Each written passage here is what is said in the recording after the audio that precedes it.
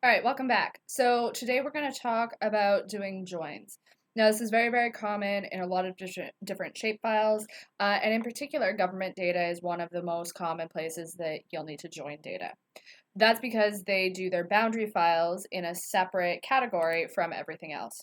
So if I have my boundary files and I open them up, typically what I'll end up coming up with is up until this A water bit. So I've got my state, my county number, and then different versions of the county ID number. Now, with a lot of census data, they stack on top of each other. I'm not going to go through that in this video, but just know that there is a very common system attached to it that once you kind of know the system, you'll be able to see it.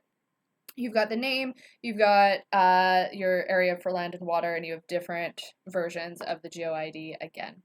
So now you can join things by any sort of common data. You need a common theme between one data set, and in this case, we also have our income data, which is what we have pulled from the census, and we did it for all of the different counties. So we've got our income and our margin of error in this particular case. So you'll notice that we have a GeoID here that matches up in terms of the formatting as the AFGeoID in the other one, and you'll have name. Now, most people would think that we would want to join it by name because the name is common. However, you'll notice that the name in this particular data set is a little bit different in terms of its structure than in the other one, which means that it's a little bit more difficult to join. This is why we want to stick with something that is unique, identifiable, and consistent across all of our data sets, which in this case is our GeoID. And so that's what we're going to end up using to join these data sets together. So if in the processing toolbar I start by putting in join, you'll notice that there's a variety of things that come up. In this particular case, we're going to join attributes by field value. This input layer is going to be what do you want the geometry to be? And so in this case, I want my geometry to be the county boundary files. That's what I want as my outcome. And then from there, you're going to say, which one do you want it to join by? What field? In this case, the AFGeoID has the same information as, in this case, the GeoID of the Census Bureau income. So those are going to be in the input layer 2. These are the attributes that I'm going to want to join to the other one. So top layer here, we've got what geometry do we want out. Second layer here, what attributes do we want to add to that layer? And in the table field 1 and table field 2, what is the thing that connects the two together? What's the matching bit? Now, underneath, you'll see layer 2 fields to copy, leave empty to copy all fields. Now, if you only want certain things out of here, this is where you're going to put them in. So I don't need to replicate my GeoID and my name.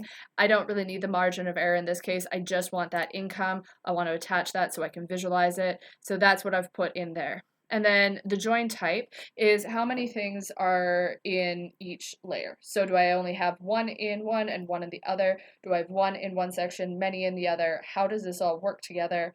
Now this is important. You have to know your cardinality because that's going to dictate how much output you have.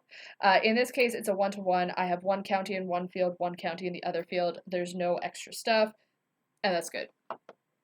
If you want to have all of the records, regardless of if they have information, then you leave this unchecked.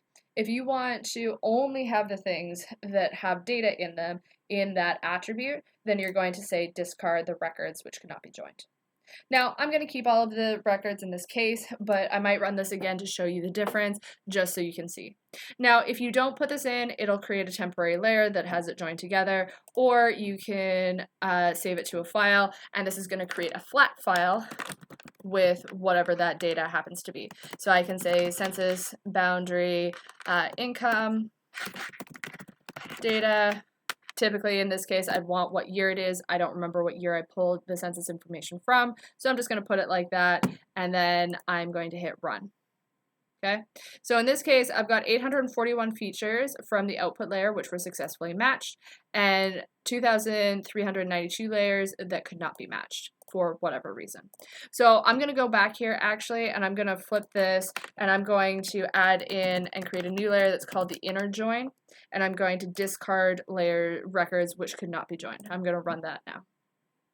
Same feature, the only difference is which ones were part of the boundary files and which ones weren't.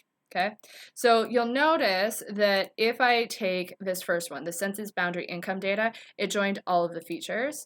But if I open up the attribute table and I double click on my income, there's all of these ones over here which are null. They didn't have data attached to them. And so I can take a look at where those are. I can see why that was the case.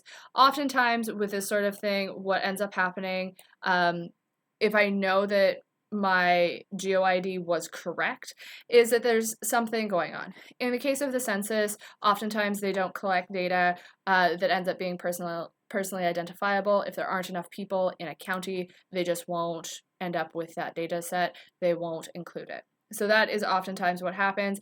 If not, sometimes though, you're going to want to double check and see what is going on with that data. If I only look at that inner join, these are the only areas that actually had the data that was attached to them. These are the only ones that were joined. And then I can take a look and see what's going on with these data if I so choose.